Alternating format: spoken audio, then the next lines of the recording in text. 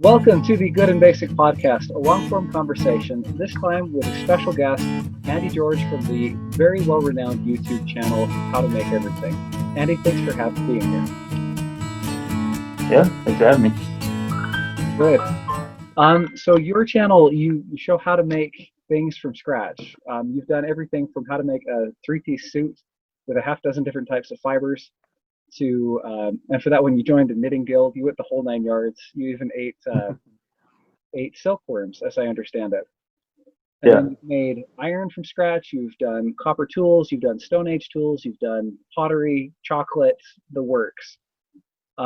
So we're going to have kind of a long conversation about making things from scratch, why that might be a good thing, why it might not be an economic thing, and generally some appreciation for the things that surround us.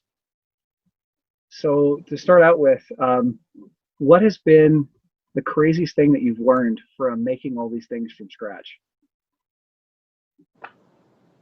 It's a good question. I feel like there's always something in some product or some process that you never fully understand. So there's always some surprise to like actually making something.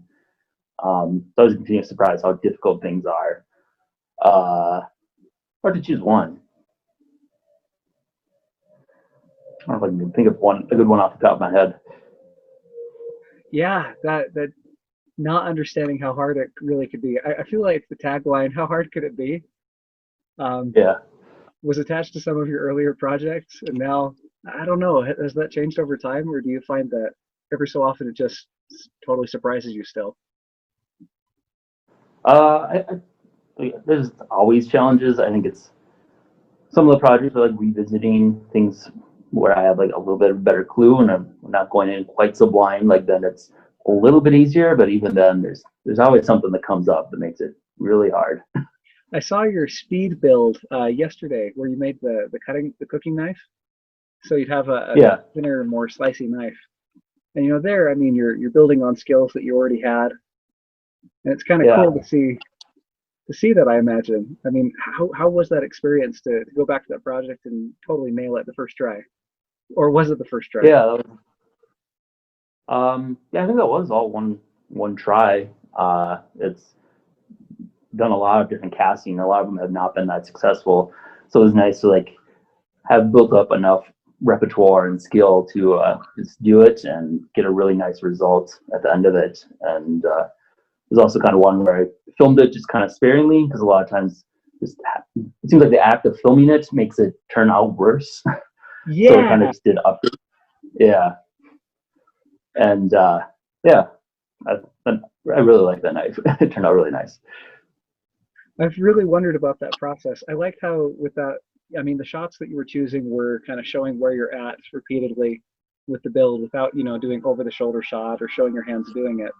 But it totally worked as a video, and I imagine it was a lot easier to do in the filming. Yeah. That's awesome.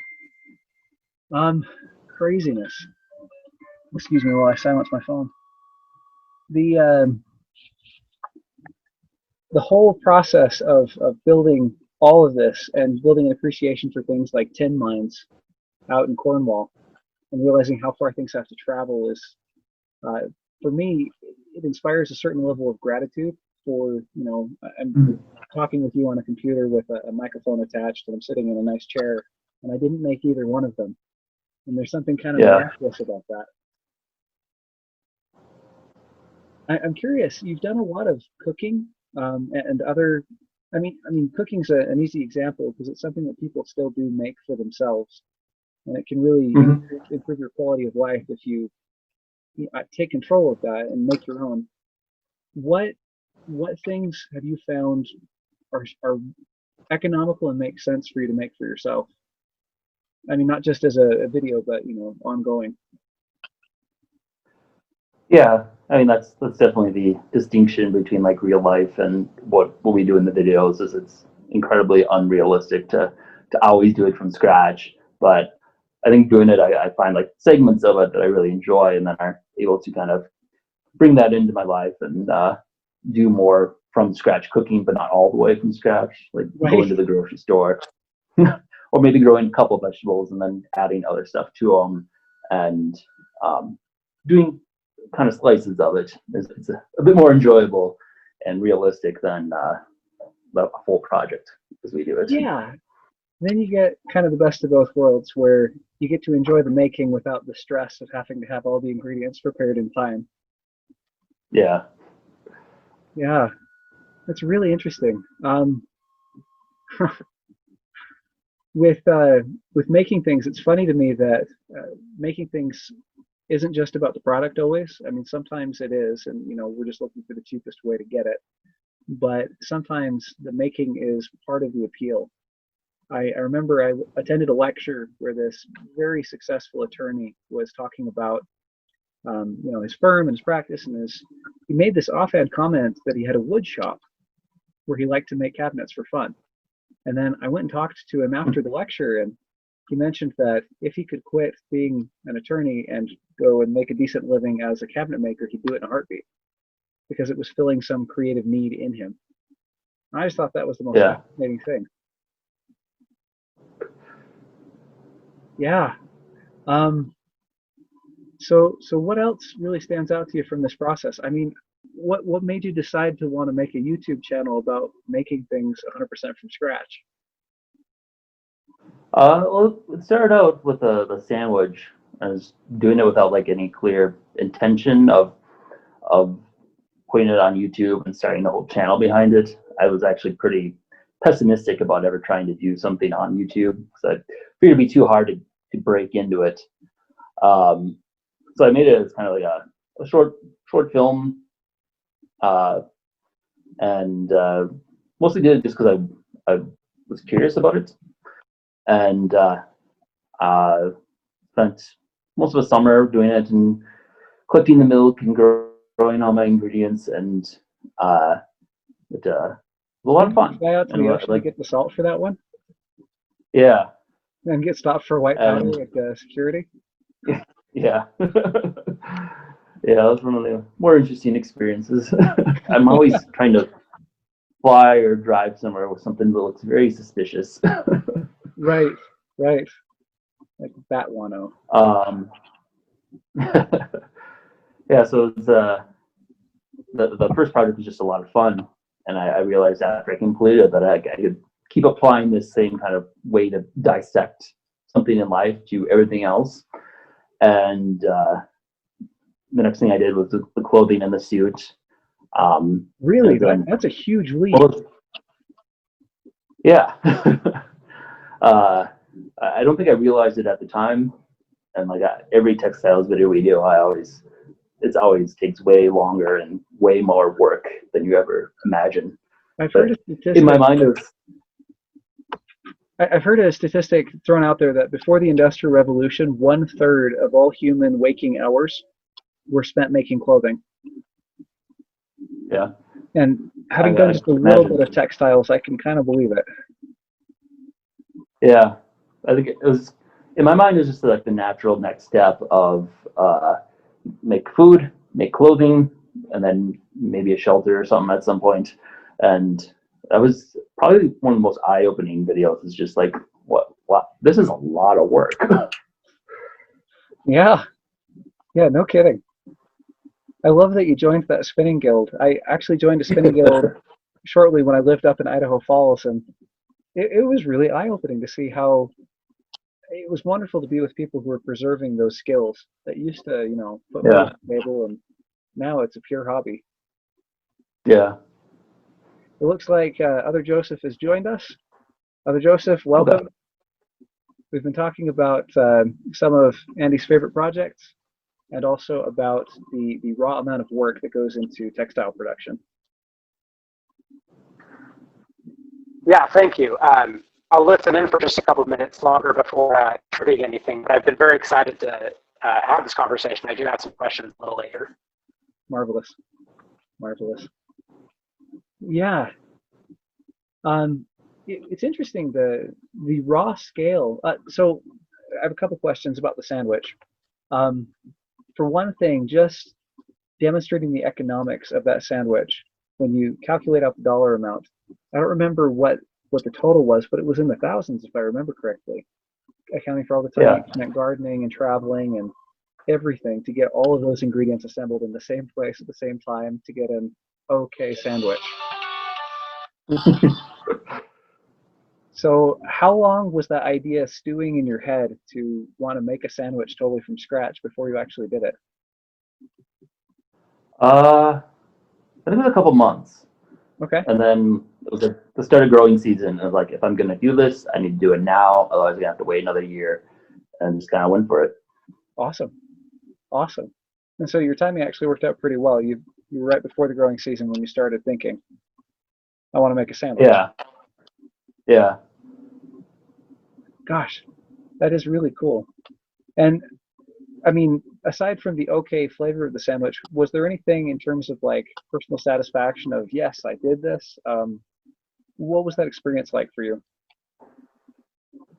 I think, yeah, I mean, the whole thing was pretty satisfying. I think actually completing the project was like pretty intense, Yeah, even though I had like no goal for it really. But just the fact that like I put in all this time and effort, and then it like had to all kind of align at the right time because some of the vegetables were going bad, and I didn't. right. Uh, Something with the timing was like I need to do this tonight, and my camera guy bailed on me last minute. I had to like grab a friend, and like barely felt like it barely happened, and like it was pretty close to just being a project I just forgot about. So I think actually finishing it, of course, after I finished the sandwich, it was like another 2 years before I actually like did anything with it and actually edited it into a film.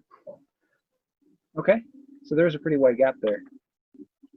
Yeah, I think it's probably one of the most biggest things I've learned in this is how to like do things kind of both quickly and like able to like let go of kind of perfectionistic qualities of like you spend a year making a film and then like you want to fine tune it every little bit for 2 years, which I basically did. And like wasn't until I decided I was going to put it into a film festival that I was like, all right, I have a deadline. I have to actually finish this thing. And then after that, I was like, eventually got into like the YouTube pipeline. And so it's like now we just got to crank stuff out, and Yeah, it's a challenge. and you're producing about once Sure a you week, guys know. right? Try to. That's awesome. That is seriously admirable. We did a short phase where we were publishing about 5 times a week, and it nearly killed us. I imagine. Yeah, crazy. Well, that's awesome. Um, yeah, I've been a huge fan of your channel for a long time. It's been kind of funny. Our paths have gone parallel at a few points. About the same time that you were in England, apparently going to the tin mines and smelting copper, we were doing exactly the same thing. Yeah, I was Cornwall and kind everything. of jealous. Well, like you guys met up with like Neil Burridge, Yes, right? the man, the myth, Yeah, the legend. yeah. So Yeah. you met up with these a lot better people than who I managed to connect with. Not no offense to them. No, but um, you did some Neil pretty cool Burge stuff. is kind of in a class all his own, so I yeah. have no idea how that managed to work out. It was incredible. Sitting on a cliff in Cornwall, smelting tin with the man, the myth, the legend. Yeah, Yeah. crazy. Um, it's interesting. There is an economist from the 1920s and 30s. I mean, he was publishing from like 1920 until like 1970, named Ralph Borsodi, who was really interested in home economics. Like, when is it actually more worth it to make stuff at home than to make it in the factory? And Mm. he came home one day, and he's kind of an incurable economist, and he sees his wife has canned all these tomatoes, and he says, "That's nice, dear, but does it really pay?" And she, being very sensible, says, "Yeah, of course it pays." And he, again, being an incurable economist, says, "Well, I should be able to work that out if I take into account your labor, the time, the glass jars, the cost of the electricity on the stove, the spices, like everything." And she says, "Bring it on." So he did. He did all the math. Took him a long time to find good numbers for like they'd grown the tomatoes themselves. How on earth do they calculate that? But after he came to numbers that he felt were reasonably honest, he found out that his wife was out competing the Campbell Soup Company by 30%. Oh, wow. Yeah. And he spent the next like 5 years trying to figure out how on earth that works. And eventually his theory was, as production costs decrease, your distribution costs tend to increase. And so for some products and goods, if you produce them at their final destination, I mean, if you can tomatoes, they're already in the kitchen where they're going to be eaten. They don't need to hop on a truck anywhere. There's no logistics costs. You don't have to pay anybody for like marketing. And so even though the production costs of the factory are way lower, that's only like a third of their total cost. And so I'm curious by this idea that when is it better, either for quality or for the experience or occasionally for the dollar amount, to make stuff yourself. And I imagine making all this stuff has been pretty empowering. I bet you get jokes all the time about how people want to be around you during the zombie apocalypse. Am I right? Yeah. Yeah. Awesome. Pretty common concept. How do you typically respond when they say that? So have you seen the results of some of mine? I don't know. You gotta have some humility, right? Not everything the first time. Oh, that's delightful. Actually, related to that, I have a question for Andy. That kind of goes off of that. So, one of the things you do, Andy, a lot is to total up the cost of making the sandwich, for example, right? And in many cases, you kind of squint at it and you're like, okay, I think I'm going to go pay $6 for a sandwich, right? The takeaway is more in terms of learning and gratitude than it is in terms of sort of practical application in terms of going and replicating exactly what you do in your videos. So I'm curious, have you run across projects where you thought, this actually is something I want to do myself. This actually is something where I found that making it myself is better in some way than sort of the way it's done in the modern world. Better in terms of better in terms of the finances, better in terms of just the qualitative experience, or better for any other reason. Yeah, we kind of talked a little bit about that already, just like how I like to, don't necessarily do like a full project on the side, but like I like to do a section of it and like grow a few vegetables and kind of supplement it with store-bought or make dishes from scratch and stuff. I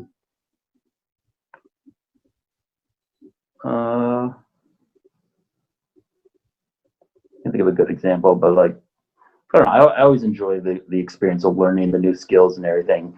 And I can see very often that like this being a hobby, that if it weren't filming it, that I would do. That is interesting, like the novelty aspect of picking up a new skill and trying a new project and the challenge. Like, I imagine that's very creatively fulfilling. Yeah, definitely. And I mean, honestly, kind of steer it in that way where like I want to try doing this. Let's make an episode about it. Yes. Like, let's see if this linothorax can actually be bulletproof. And yeah, that's fun for the curiosity. Yeah. Not something you'll probably use in your day-to-day life, but certainly Yeah. a project. Yeah, that is interesting. I mean, yeah, I think that's probably the single most important part for me, that creative aspect, that wanting to explore and try to make things, because I enjoy making things as well. But I've got this constant nagging question in the back of my head, like, is this one of the ones that's actually worth it? Home canning might be worth it. Cooking from scratch, totally worth it, because you can have restaurant quality meals at your home.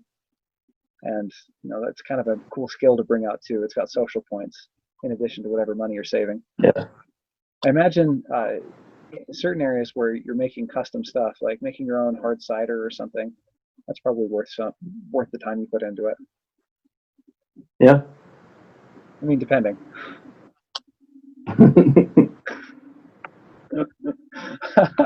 That taste test episode you did was quite funny. Between all the different fermented drinks that you made.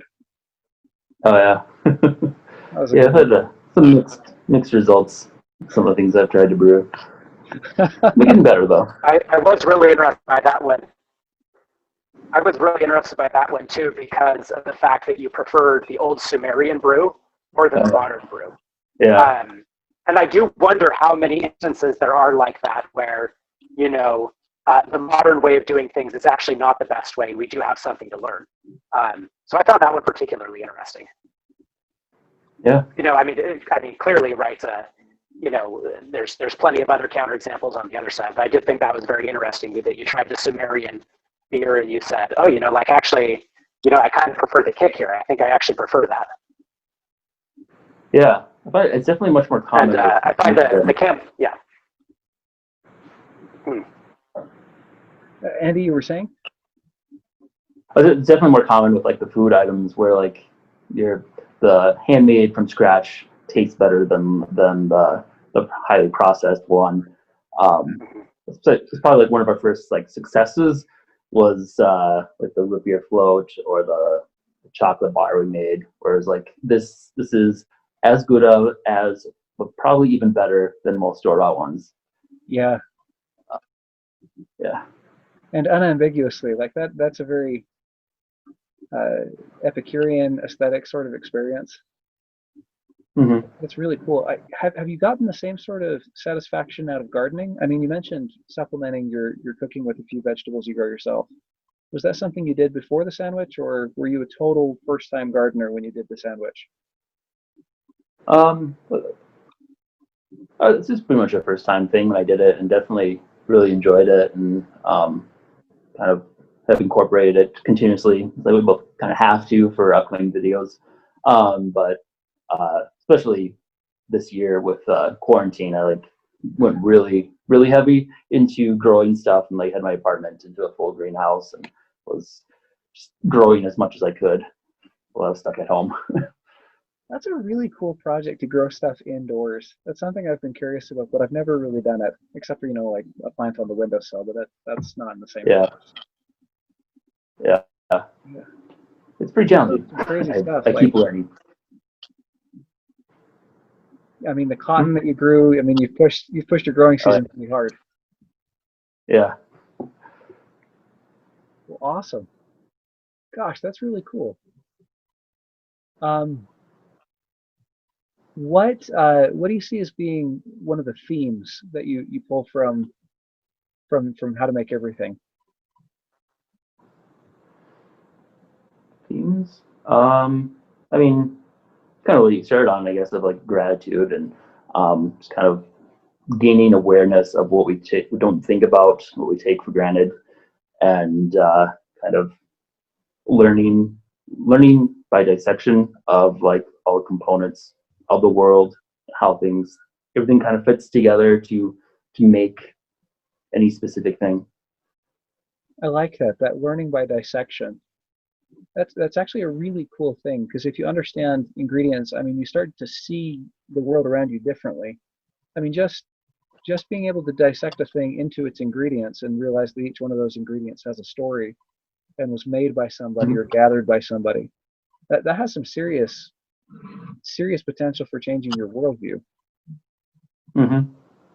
I think that's kind of what started when I started the sandwich. Because like at first it was like I want to make a meal, and then I like started dissecting different things that go into different meals and kind of settled on a sandwich because it incorporates so much.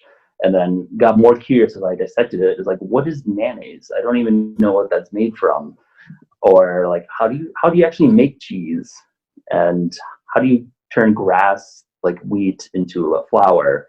And like all these things that like I know kind of how things roughly connect, but not like the details. And like when you dissect it out and actually do it, it's a whole new experience.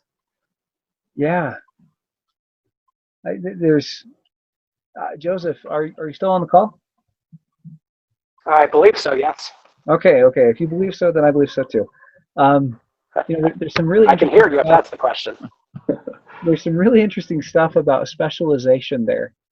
You know, the classic example is a pencil. And you make a pencil, and then it's all subdivided into a million different people making a pencil. Somebody's mining graphite, somebody's harvesting timber, and somehow a pencil kind of pops out of the mix. Now, it's something that you've mentioned about before. I wonder if that brings any ideas out for you. What do you mean? Oh, I was tossing that one to Joseph. Oh, the pencil regarding, hang on, sorry. I thought that was a question for Andy too. Can you repeat it briefly? Sure. Specialization. Sure. Understanding the parts. I mean, what does that change? Oh, well, I would definitely agree with Andy. Like, I mean, gratitude seems like the very first thing that I come out of there with, right? You do have this immense sense of appreciation for, you know, as Andy's intro on the channel says, you know, what the 8,000 generations of human beings that have contributed to, you know, producing whatever it is in front of you today, and all of the intermediary steps too, right? I mean, everyone knows how to make a sandwich. You put on meat and mayonnaise, right? But as Andy points out, right, like, well, what's mayonnaise exactly, right? Yeah. You know, mayonnaise is the white stuff that you get at the store, but like, what is it made of? Where did it come from, right? Or, well, you know, you just use a slice of bread. Well, okay, you know, fair enough, but what the heck is bread? You know, where did it come from? And so I guess that's the first thing that I think of is that same sense of, you know, looking at the world and it's a kind of re-seeing the world, I think, because you look at it and you say, okay, all these familiar objects around me are actually not nearly as familiar as I've always thought they are. They're actually kind of like mysterious and unknown, and have, you know, this story that reaches back potentially thousands of years, that potentially involves thousands or millions of people. Right. Anyway, that's what I think of when I think about that pencil thing, and what Andy was just talking about in terms of, you know, looking at things and saying, oh, you know, like, wait a second, what is this made of exactly? To me, it's fundamentally a way of re-seeing the world, is what I'm saying. Yeah. Yeah. And I think that's really cool. And I mean, not only is it, you know, really cool, it's really educational and really valuable too. You know, not just on the level of like, oh, cool, but also on the level of gratitude of, wow, this is pretty amazing, you know, what we've managed to make over the last few thousand years. And then also just on the level of, you know, like, can we tweak this to make it better? That's another level that I'm really interested in. And the level that, you know, that, well, actually, I'm kind of curious what you think about that, Andy. Like, do you think of that as you're going through the projects? Like, do you ever think about ways that you'd like tweak the process to make it better? Or do you see yourself mostly as recreating the past? I mean, not that that's a bad thing. That's not my point at all. I'm just kind of curious how you think about it. Yeah.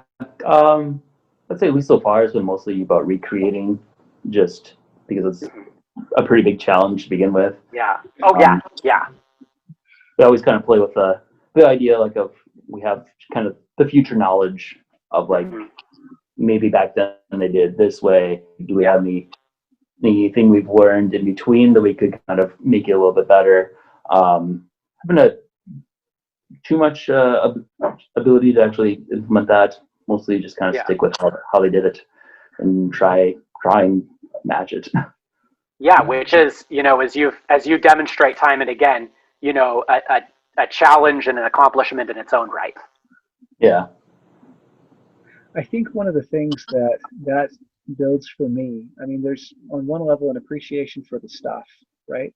I'm grateful for the material wealth that I enjoy, that I'm able to use a computer that I didn't make and eat mayonnaise without even knowing what's in it, although I'd rather know what's in it. But it builds an appreciation in me for the people that, present tense, make the stuff that I use, and also for the people that invented it in the past. And one of the things that's so interesting, when you try to reproduce a skill like smelting, how hard could it be? It's dirt plus fire. It's not that bad.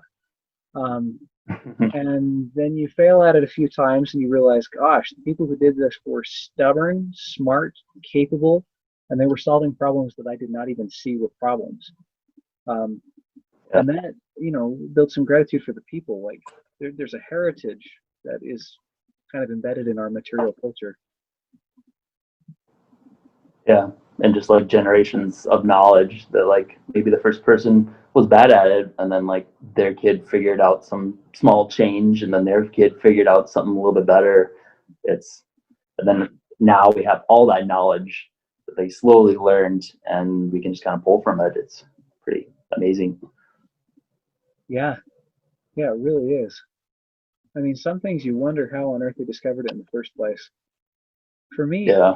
iron smelting is just weird because, I mean, you know how the bloom comes out of the refinery. I mean, you've got your bloomery, and you layer all your ore and charcoal in, and then at the end you get a shapeless black lump, which incidentally you can't cast. So all of your previous technology doesn't work for shaping the thing.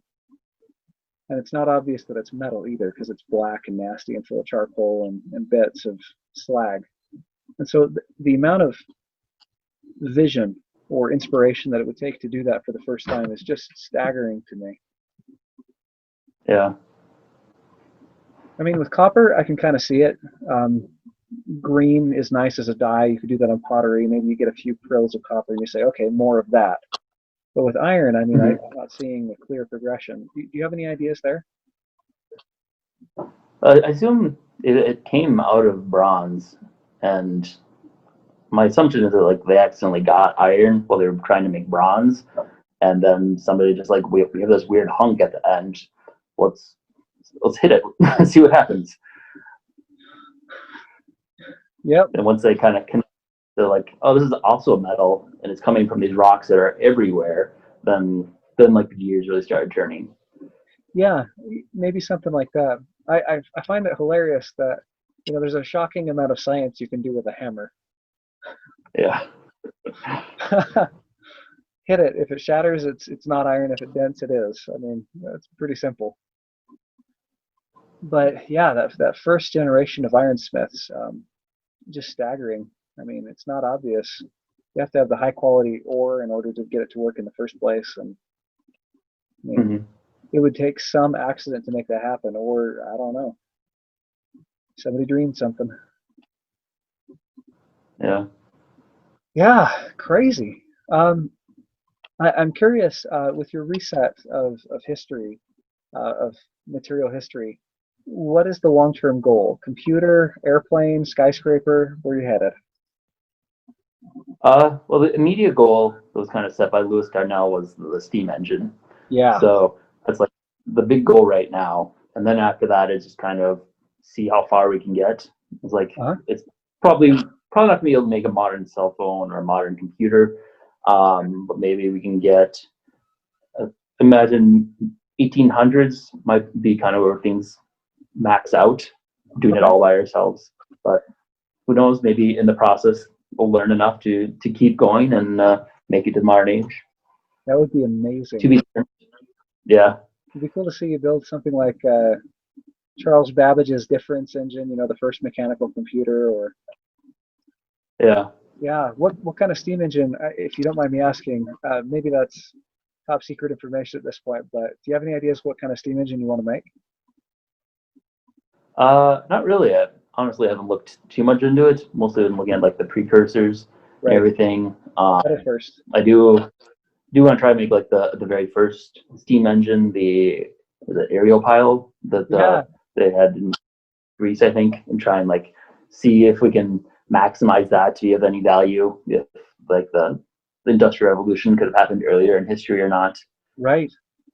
One thing I've really wondered about is if you could build some sort of steam engine out of ceramic. Maybe a turbine of some kind, a turbine. That would be really interesting. Or maybe, not all components, but some that way. Yeah. You can make the aeoliophile out of a pop can. If you stick a needle in from two sides and then drain all the soda out through there, dump some water in, and hang it from the string, it'll spin the same way over a candle. Yeah. I've seen people do that. Well, crazy. Are you still there? Video cut Yeah. out for just a second. Yeah. With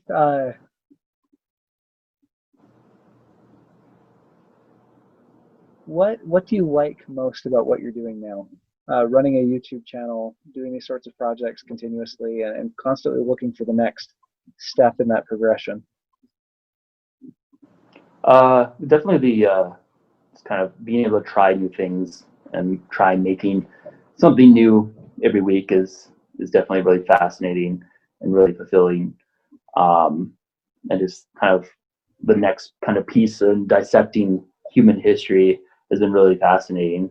Just like starting at the very beginning and working our way up and kind of like gaining that understanding of like now I understand bronze and now we're getting to the Iron Age and I don't know much about working iron and so I'm looking forward to like learning that and like how to implement that and actually make things out of iron soon.